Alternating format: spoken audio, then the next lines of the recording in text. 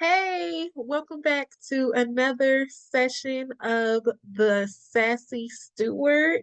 My name is Lachey Campbell, your Sassy Steward for all things finance. So don't forget before we hop into this video to like, share, and subscribe. Thank you so much again for tuning in. So today I wanted to talk about your savings account interest. I've had so many people just be interested in me letting them know how much money they could be gaining in interest on their personal savings account.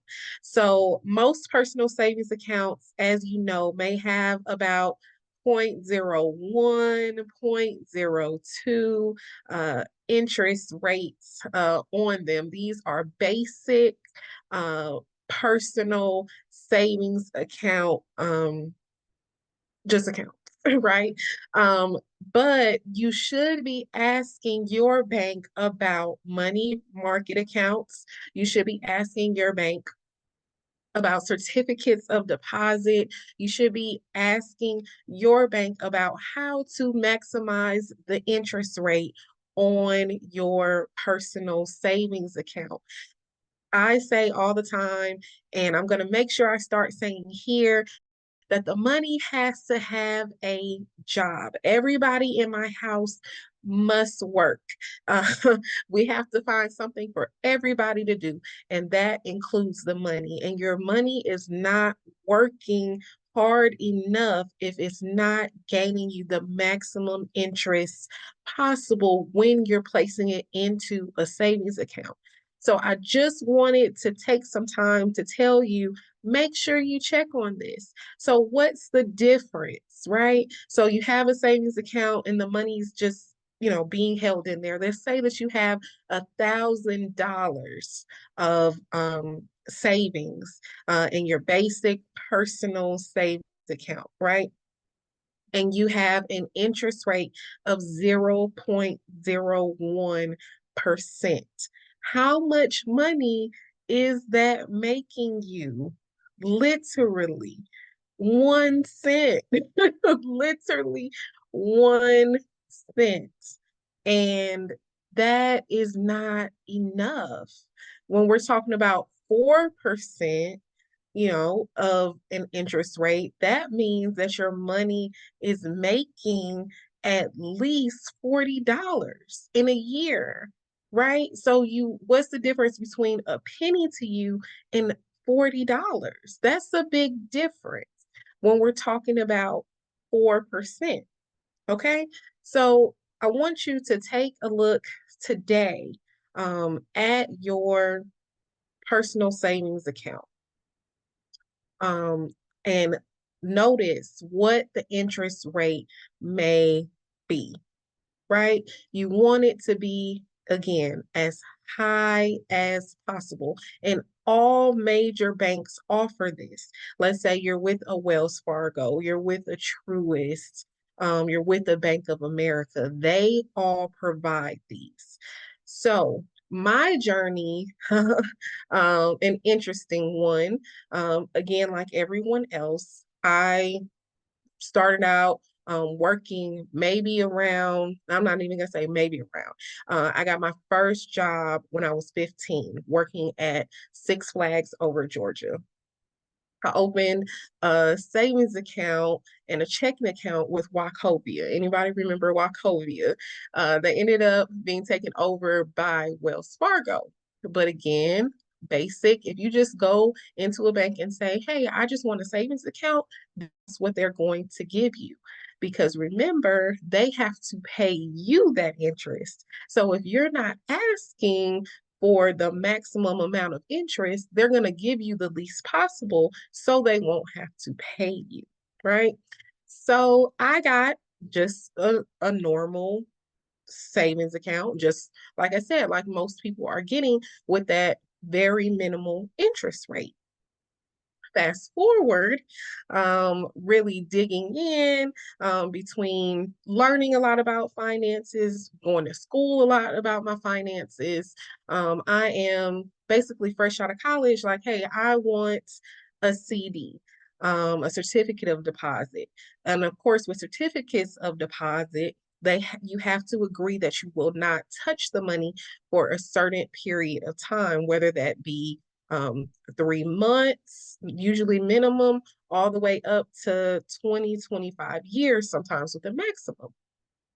So my first taste of high interest was with the CD.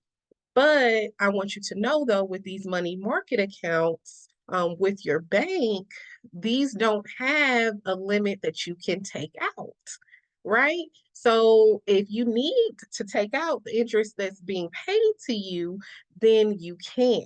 So make sure you understand the difference between that.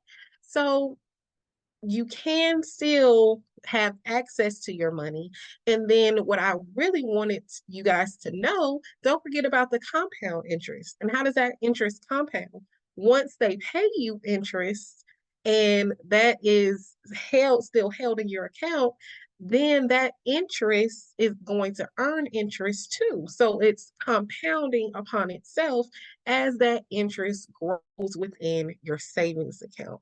So make sure, again, ask about these money market accounts, MMAs, ask about CDs, ask about, again, any kind of high yield savings accounts. There are also a lot of banks that are not probably as well known, but still very, very great about high yield savings accounts. Those are usually those that can be opened online. They have an even higher yield of interest. So shop around, shop around, get your money's worth. Remember, the interest is for you.